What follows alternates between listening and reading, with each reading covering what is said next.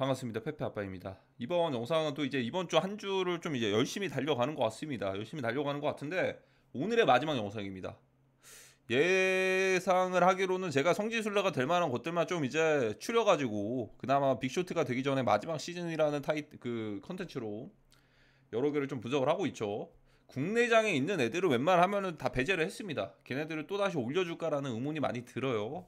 그 중에서 트렌드가 핫했던 이제 민코인 중에 이제 슬러프, 애증의 슬러프입니다. 최근에 그 슬러프 프리세일들을 솔라나로 이제 모금을 한 뒤에 그 물량들을 슬러프를 제공을 해줬어야 됐는데 이 분배가 안 되고 그냥 번을 해버렸습니다. 상징적인 밈이 됐어요. 그러면 어떻게 이제 프리세일 참여한 사람들한테 뭔가 좀 이제 해줘야 될 거 아니에요. 보상을 해주던가. 그래서 거래소들이 나서가지고 슬러프를 상장을 시켜서 거기 수수료에 대한 이런 부분들을 이 리펀드 재단이라는 곳에 이제 입금이 되게끔 해서 수수료나 이런 것들 발생을 하면은 이 슬러프 리펀드 재단에서 이 모였던 솔라나로 그게 모이면은 나중에 리펀드도 될 것이고, 그러면 중간중간에 리펀드가 안 됐던 사람들은 뭐냐면 그 최근에도 그 슬러프 NFT 프리세일을 시작을 했습니다. 슬러프 NFT 그 중에서 솔라나 5개, 이 하나의 NFT를 발행하는데 솔라나 5개가 드는데 5개 이상 참여한 사람들에게 기회를 줬어요. 어쨌든 뭐 예를 들어서 화이트리스트권을 열어줘가지고 나는 그냥 리펀드를 기다리는 거 대신해서 슬러프 NFT를 발행할래 라고 해서 5개 이상, 만약에 예를 들어 10개를 참여했으면 내가 선택을 하는 거겠죠. 개수를 이렇게 슬롯을 딱 정해서 솔라나 20개를 참여를 했으면 뭐 3개를 발행을 하면 5개는 리펀드를 기다릴 수가 있고 15개는 그냥 NFT랑 교환을 하는 거죠. 그리고 실제로 1600개의 슬롯을 남겨놨었는데 다 완판이 됐습니다. 그러니까 프리세일을 참여했던 사람들도 그냥 기다리는 게 아니고 그냥 한 개당 솔라나 5개로 그 1600개가 교환이 됐습니다. 그러면 1600개면 8000개 정도가 되겠죠. 어쨌든 8000개가 어떻게 보면 리펀드가 됐다라고 보시면 될 것 같고, 그것뿐만이 아니고 이제 재단 측에서 이제 계속해서 리펀드 자금들이 모이고는 있는데 아직까지는 속도가 그렇게 좀 이제 빠르게 진행될 것 같진 않는데 그래도 열심히 일은 하고 있는 것 같아요. 좀 이례적인 상황이긴 한데 민코인 시장이 사실상 뭐 이런 인내의 시간도 좀 필요하다라고 생각을 합니다. 이것도 경험이겠죠. 경험인데 이렇게 어쨌든 번이라는 토큰을 소각해버리는 사건을 겪고 나서부터 어떻게 보면 이제 상징적인 더 밈이 됐기도 했습니다. 이런 사례. 나중에 이더리움에서 똑같이 비슷하게도 나올 수도 있겠죠. 자, 그러면 슬로프를 왜 지금 주목을 하냐면 지금 이제 1달러가 안 되거든요. 슬로프가 1달러가 도달할 수 있는 마지막 기회가 될 수 있지 않을까. 근데 여기서 두 가지를 살펴봐야 되는데 제가 바라보고 있는 건 길어봤자 5월 중순까지로 바라보고 있습니다. 그러다 보니까 좀 비교적 사실 좀 보수적인 입장을 내놓을 수밖에 없는 게, 여기서 사실 충분히 세력들을 올려줄 수가 있어요. 자금도 있고 상황을 만들어낼 수가 있는데 최근에 솔라나가 그렇게 막 엄청 크게 주목을 받기 좀 이제 회복들은 하고 있는 것처럼 보이지만 이 텀 자체가 굉장히 좀 짧거든요. 짧다 보니까 그냥 한 1달러 정도까지만 회복을 하는 미친 양봉을 하나 만들어내고 나서 그냥 예상입니다. 이 상황 다음 단계가 중요합니다. 바이낸스 선물 상장을 한다면 단기적으로 이 6월달, 7월달, 8월달 여름이 되기 전까지의 고점이 되지 않을까라고 생각을 합니다. 그러니까 이게 사실 좀 텀을 좀 이제 여유 있게 길게 바라보면은 굉장히 좋을 수도 있는데 반감기가 끝나고 그리고 이제 언제든지 중간에 조정이 나올 수가 있고 빅쇼트의 조짐들이 나올 수가 있는 그런 구간들까지도 열어두고 있기 때문에 이거를 좀 보수적으로 계속해서 우상향한다라고 바라보기보다는 여기서 임팩트 있게 1달러나 이 구간까지 도달이 되면은 그리고 나서 바이낸스 선물 상장을 해서 거기에서 끝난다. 근데 예를 들어서 거기서 더 올라가가지고 바이낸스 현물까지 상장하고 OKX도 현물까지 상장을 한다? 그러면 얘기가 달라지긴 합니다. 근데 얘기가 달라지는데 오직 그냥 바이낸스 선물에서만 상장이 끝난다면 지금의 상승, 이제 어떻게 보면 단기적인 상승을 만들어내고 하락하는 추세를 그대로 따라갈 수가 있지 않을까라고 생각을 합니다. 그래서 1달러를 만약에 도달할 수 있다면 지금이 마지막 1달러를 볼 수가 있겠죠. 여름이 되기 전까지. 일반적으로 이제 예전이랑 텀이나 사이클이 좀 다르긴 하지만 시바이누가 어쨌든 고점 상장하고 나서 다시 회복하면서 이 사이클을 만나기 전까지 그 시간이 꽤나 좀 오래 걸렸습니다. 한 4개월에서 5개월 정도가 걸렸습니다. 슬로프도 솔라나 기반으로 다시 한번 주목을 크게, 슬로프뿐만이 아니고 솔라나 밈들이 언젠가는 다시 한번 랠리장이 더 크게 온다라고 가정을 한다면 한번 이제 시장을 완전히 하락하는 추세를 딱 똑같이 따라가고 나서 바닥에서 다시 한번 이제 죽었다가 좀 이제 텀이 되면, 그런 시간들이 되면 다시 한번 올리지 않을까라고 생각을 합니다.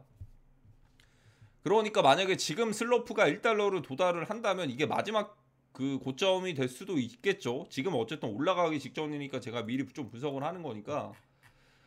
그러면 일단은 거래소들은, 기본적인 거래소들은 다 상장이 됐는데 여기서 좀 아쉬운 게 슬로프가 바이비트 상장을 안 했거든요. 현물 상장, 바이비트 현물 상장이랑 바이낸스 선물 상장, 고점에서 선물 상장하는 소식들까지 들려온다면 고점 시그널이 될 확률이 큽니다. 그리고 이제 슬러프 같은 경우에는 어쨌든 이렇게 상승하고 거래량들이 좀 나오게 됐을 때 또다시 이제 솔라나 기반 이제 수수료들이 좀 쌓일 거예요.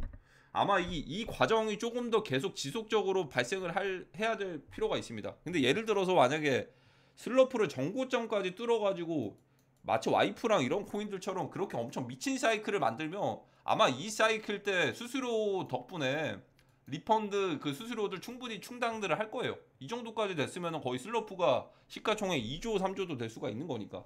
근데 그것들은 솔직히 100% 확신은 못해요. 지금 그걸 굳이 만들어낼지. 어쨌든 그것들도 세력들을 편승을 해야 될 것 같고, 그들의 편승을 해야겠죠. 그들의 어쨌든 그렇게까지 되지 않더라도 1달러까지는 충분히 바라볼 수 있다라고 저는 바라보고 있습니다. 1달러까지 충분히 150% 정도 되는 이렇게 펌프앤덤프가 나오더라도 충분한 기회가 될 수도 있겠죠.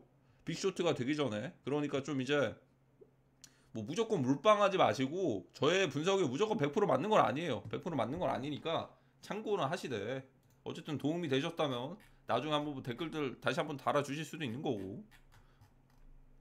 자, 슬로프가 어쨌든 중국이 좀 묻은 것 같습니다. 중국계 민코인인 걸로 추정이 되면서 어떻게 보면 번까지 했던 것도 중국 쪽이라면 고의성이 있지 않을까. 페페도 사실 그 블랙리스트 기능 열어가지고 초창기에 페페 샀던 사람들 그냥 블랙 걸어가지고 수익들 못 내게끔 만들었거든요. 어떻게 보면 좀 결이 비슷하긴 한데 이 시장을 주도하고 있는 게 사실 뭐 차이나머니라는 걸 좀 배제할 수는 없어요. 차이나머니가 거의 한 90% 영향력이, 지금의 민코인 시장에서는 90% 영향력이 있습니다. 미국 쪽은 사실 이제 아직 시동을 안 건 것 같은데, 굳이 따지자면 봉크를 하나 그 사례로 만들어내긴 했죠. 그래서 이 활동이나 이런 것들이 뭐 트위터 도달 같은 것도 굉장히 잘 나오고 활동을 열심히 하는 것 같습니다. 좀 약간 좀 비호감처럼 보이는데 은근히 계속 보면 좀 귀엽기는 해요. 정말 이제 뭔가 펭귄이랑 그 나무늘보 좀 이제 하찮다. 그러니까 민코인이 귀엽거나 하찮으면 뭔가 좀 이제 특별해 보입니다. 얘네만의 그런 게 있는 것 같아요. 그래서 이번 영상에서는 슬러프 관련된 또 이제 시나리오인데, 사실 이제 기대를 한다면 슬러프가 마치 이제 와이프라든지 페페코인이나 이런 것들처럼 상승 사이클을 만들어내서 간다면야 좋긴 하겠는데, 지금 상황에서는 저는 일단은 보수적으로 바라보고 있습니다. 보수적으로 바라본다는 건 1달러 정도까지는 충분히 갈 수도 있다. 근데 여기서 바이낸스 선물 상장에서 그냥 그대로 멈춰버리면 선물 상장하고 나서 또다시 한번 이제 하락하는 사이클을 만들어내 가지고 오랫동안 이제 전체적으로 크립토 시장들이 빅쇼트가 되기 전에 하락하는 사이클을 그대로 맞아서 따라서 내려올 수도 있다. 근데 물론 이제 세력들의 의지에 따라 달렸는데 충분히 그들은 2달러, 3달러, 5달러, 10달러까지도 만들어낼 수도 있어요. 미친 척하고. 이거 자체는 사실 이제 진짜로 민코인이 됐거든요. 소유권이나 이런 것들 완전히 포기를 해버렸고 이것들을 누가 통제를 할 수가 없어요. 민코인에 제가 그 앤드류 캉이 말했던 게, 소유권을 완전히 포기를 해버리면 그게 굉장히 좀 이제 장점이라고들 합니다. 결국에 나중에는. 왜냐하면 저도 좀 느꼈던 게, 소유권이나 이런 것들이 솔라나 기반에서 가지고 있었던 개발진들이 그런 것들을 완전히 가지고 있으니까 중간에 컨트랙트나 이런 것들을 좀 변경을 해버려요. 바이 앤 셀 이런 것들 세금을 이제 붙여버리고 발행량을 늘려버리고 그게 소유권을 가지고 있으니까 이 컨트랙트를 변경할 수 있는 기능까지도 있으면 어떻게 보면 민코인은 민코인인데 중앙 관리자가 굉장히 거의 독점을 해버리는 그런 상황이 나오는데 이 슬러프의 사례는 사실 완전히 정말 민코인화가 됐어가지고 오히려 세력들한테는 포지션이 굉장히 좀 유리할 수도 있겠죠. 만약에 여기 상장하고 나서 독점들을 했다면 바닥에서 또다시 이제 매집을 하고. 근데 이제 지금 전반적인 코인 시장에서 저는 빅쇼트를 바라보고 있기 때문에 보수적인 입장이 필요하지만 1달러까지는 충분히 좀 괜찮지 않을까라고 생각을 합니다. 1달러 정도까지는 1달러 상장하고 바이낸스에 최초로 상장하는 선물 상장에서만 끝이 나버리면 그 뒤가 그렇게 엄청나게 긍정적이지 않을 겁니다. 선물 상장하고 현물 상장까지 다음날에 바로 발표를 해버리면 굉장히 좋을 텐데 그게 아니고 거기서 끝나버리면 좀 단기적으로는 좀 좋지는 않을 수가 있다라는 거. 세력들은 어차피 급한 게 없어요. 지금 굳이 급하게 갈 필요가 없기 때문에 어쨌든 슬러프에 대한 분석은 여기까지 하도록 하겠습니다. 슬러프의 마지막 1달러가 될 수도 있는 단기적으로 1달러를 기대를 해볼 수도 있는 그런 구간이 될 것 같습니다. 아직까지는 슬러프 프리세일 참여하신 분들이 리펀드를 아직까지 못 받았고 토큰은 당연히 못 받았죠. 근데 그래도 이제 NFT라든지 이런 것들로 대체를 해가지고 제공을 해주니까 뭔가 좀 이제 열심히 노력들을 하고 있습니다. 민코인에서 가장 중요한 게 열심히 일을 하면서 뭔가 좀 이제 정말로 민코인스럽게 이렇게 짤방들이나 이런 것들 자주 올리면서 열심히 일하면서 커뮤니티가 계속 견고해지고 단단해지고 그냥 무언가 노력들을 많이 해야 되죠. 당연히. 뭐 뒤에 있는 이제 예를 들어 숨겨진 베커나 아니면 마켓 메이커가 있으면 더더욱 좋겠지만 사실 이제 민코인 같은 경우에는 이런 슬러프 같은 사례들을 보면 정말 이제 프리세일 자금들을 못 받음에도 불구하고 어느 정도 민심들을 좀 달래주고 있어요. 이렇게 좀 이제 도네이션에 이제 많이들 계속해서 쌓이고 있잖아요. 그 환불할 수 있는 그런 것들이 쌓이고 있으면서 정말 NFT 같은 것들 번도 해버리 이렇게 NFT로 대체를 해서 해주고서 그리고 실제로 이거 대체해서 한 거 말고 NFT 자체를 또 이제 민팅을 진행을 했어가지고 민팅된 금액들을 또 이제 여기 도네이션 여기다가 다 옮겨가지고 리펀드 자금들을 마련들을 하고 있습니다. 실제로 좀 이제 그래도 번을 하긴 했는데 일은 열심히 하고 있어요. 어쨌든 의지가 가장 중요한 것 같아요. 솔라나 기반에서 의지가 좀 떨어져가지고 초창기에 그냥 개발진들이 팔아 넘기는 그런 애들이 많은데 슬러프 같은 경우에는 그래도 좀 이제 페페를 좀 이제 다음으로 해서 얘네들만의 브랜드를 조금 이제 견고하게 좀 튼튼하게 또 이제 열심히 좀 이렇게 하는 것들이 좀 많이 보이는 것 같습니다. 그럼에도 불구하고 좀 보수적으로 보자면 1달러에서 멈출 수도 있다 라는 겁니다. 1달러에서 보수적으로 보자면 더 가면야 좋겠는데 더 가는 상황들은 사실 바이낸스 현물 상장이나 아니면 속도감이 좀 중요할 것 같은데 1달러까지 만약에 막 상승하고 나서 바이낸스 선물 상장 해버린다? 그러면 좀 이제 그렇게 좋지만은 않아요. 바이낸스 차라리 그냥 지금 구간대에서 바이낸스 선물 상장을 해가지고 바이낸스 선물 상장한 뒤에 올리는 거면 모르겠는데 고점 구간에서 선물 상장을 하면은 단기적으로는 좋지만은 않습니다. 그냥 그거 자체가 억제기가 될 수가 있거든요. 마치 FTX 예전에도 좀 이제 급등한다 싶으면 FTX가 도둑 상장처럼 이렇게 선물 상장해가지고 상장한 뒤에 바로 이제 떨어지곤 했는데 그런 포지션들을 좀 바이낸스에도 몇 개 그런 포지션을 좀 따라가는 것들이 있어요. 그 역할들을. 그래서 이게 상장되는 시점이 굉장히 중요하지 않을까라고 생각을 합니다. 이번 주는 아니고 오늘의 영상은 여기까지 하도록 하겠습니다. 그 폭시에 이어서 슬러프까지.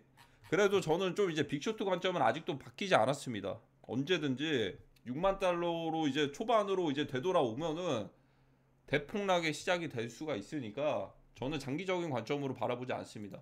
어쨌든 그 빅쇼트를 기다리기까지가 좀 지루할 수도 있기 때문에 이런 식으로 좀 이제 분석들을 하는 건데 언제든지 태세 전환할 준비는 6만 달러가 붕괴되면 언제든지 바꾸셔야 될 것 같습니다. 제가 볼 때는요. 이번 하락의 텀은요. 굉장히 속도감이 정말 다를 것 같아요. 그러니까 예를 들어서 6만 달러가 만약에 깨진다. 6만 달러 깨진다? 속도감이 그냥 미칠 것 같아요. 왜냐하면 지금 이 구간대에서 매수했던 사람들이 굉장히 많거든요. 시간들을 계속 준다라는 것 자체가 되게 긍정적이지 않아요.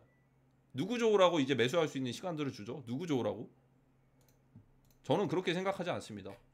그러니까 이것 또한 위태위태한 상황인데 그나마 좀 이제 홍콩 ETF 기대감들로 띄우고 있으니까 4월 말에서 5월 초부터 거래가 되니까 그 전후까지는 조금은 박스권을 연장하지 않을까라는 기대감 때문에 이렇게 하는 거지. 저는 이거 6만 달러 어쨌든 세력들이 덤핑하면서 던지는 순간부터 이 홍콩 거래되고 나서부터 미국계 기관들이 현금화할 수도 있거든요. 그러면 코인베이스에 비트코인 입금해가지고 그 바로 매도하는 건데 그 시점에는 이미 공매도가 다 모였을 겁니다.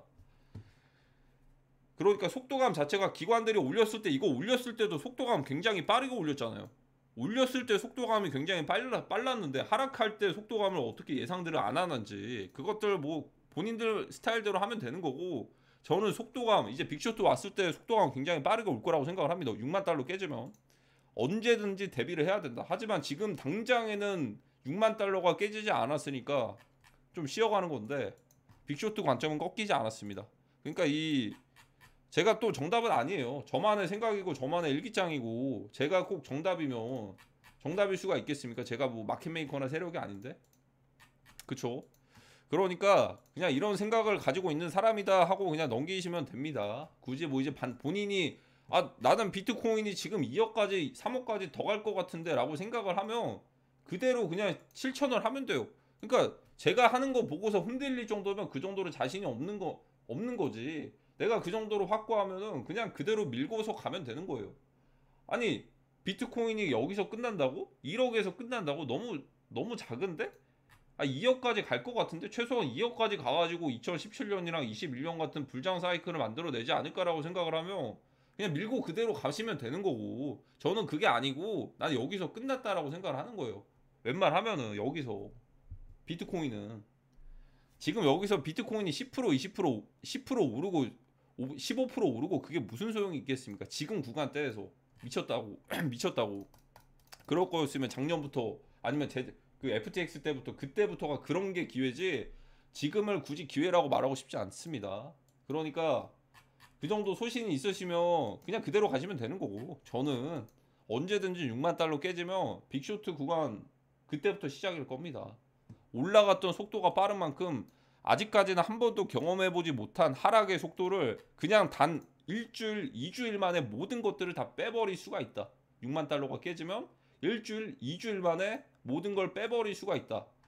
그러면 이때 사면 되는 거 아니야? 그렇게 안 되게끔 지금 시간들을 계속 지연을 하는 거죠. 희망 고문하면서 매수하는 구간들을 계속 준다? 이거 자체가 긍정적이지 않습니다. 그래도 그나마 이번 주까지는 일단은 이번 주까지는 아니더라도 홍콩 ETF 거래되기 전까지는 텀이 연장이 되는 거지 이게 불장이 2차적인 사이클이다 이렇게까지는 긍정적으로 보고 있지는 않습니다. 그러면 어떻게 해야 될까요? 그냥 뭐 직접 해보시는 거죠. 뭐 정답이 어떻겠습니까? 저도 확률 게임이고 제 분석이 모든 게 100%는 맞진 않을 겁니다. 근데 그나마 저는 업비트는 다 배제를 했고 트렌드가 좀 있으면서 그나마 시체가 좀 비교적 적으면서 좀 흔히들 말하는 하이비라고 하죠. 좀 사람들이 많이 이제 인기몰이가 돼가지고 막 예를 들어서 좀 한번 좀 주목을 받을 수 있는 그런 테마들만 좀 이제 제가 이제 분석을 하는 거니까 다른 것들은 사실 뭐 물어보시는 분들이 계세요. 그 사이버 커넥트, OGM 막 이런 것들 스텝앱 이런 애들 있잖아요. 걔네들 어쨌든 2월달 대비해가지고 많이 오르고 다시 떨어졌잖아요. 뭐 지나간 것들 사실 좀 잘 보이지가 않습니다. 지나간 것들. 그리고 제가 어떤 기준으로 보냐면 2월달에서 3월달에 많이 올랐다가 떨어진 애들은 사실 뭐 데드캣 반등인지 얘네들이 2차 3차 사이클을 계속 이어서 간다? 물론 이런 애들이 막 예를 들어 100개가 있으면 한두 개 정도 갈 수가 있겠는데 걔네들이 다 가야지 2차 사이클이지 몇몇 애들만 간다는 거 그거는 그냥 그 소수만 가는 거니까 그게 그렇게 크게 의미가 있을까? 그거를 맞추기도 되게 힘들고 그냥 1, 2월 달에 주목 많이 받았던 것들을 다 배제를 했습니다. 특히나 그걸 국내 거래소 기준으로 많이들 했고 사이클의 연장이지 저는 빅쇼트가 언제든지 발생을 할 수 있다라고 바라보고 있습니다.